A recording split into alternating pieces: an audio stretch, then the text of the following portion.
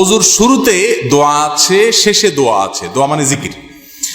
নবী করিম সাল্লাল্লাহু আলাইহি ওয়াসাল্লাম থেকে তিরমিজি বর্ণিত হাদিসে আমরা জানতে পারি, তিনি ইরশাদ করেছেন, লা ওযু লিমান লাম ইউসাম্মিল্লাহ, যে ব্যক্তি বিসমিল্লাহ বলল না তার ওযু পূর্ণাঙ্গ হবে না।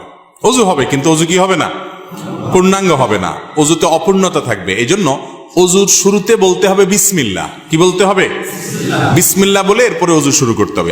আর শেষে একটা দোয়া আছে, একটা বাক্য আছে, কালিমায়ে শাহাদা। সে বাক্য হলো আশহাদু আল্লা ইলাহা ইল্লাল্লাহ ওয়াহদাহু লা শারীকা লাহ ওয়া আশহাদু আন্না মুহাম্মাদান আবদুহু ওয়া রাসূলুহু। সহিহ মুসলিমের হাদিসে আসছে, নবী করিম সাল্লাল্লাহু আলাইহি ওয়াসাল্লাম বলেছেন, কেউ যদি ওযু সুন্দরভাবে করে, ভালো করে কুলি করে, ডলে ডলে ওযু করে, এরপরে শেষে যদি এই বাক্যটা পড়ে, তাহলে জান্নাতের 8টা দরজার সবগুলো একসাথে খুলে যায় এবং সে যে কোনোটা দিয়ে প্রবেশ করতে পারে।